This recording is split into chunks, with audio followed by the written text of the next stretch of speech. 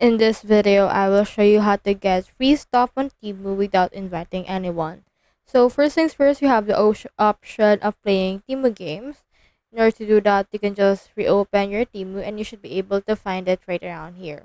Alternatively, you can also go right here to your U page and you should be able to see in here the games. Next thing you can do is you can use your promo codes. So if you have those, it will appear on this coupons and offers right around here.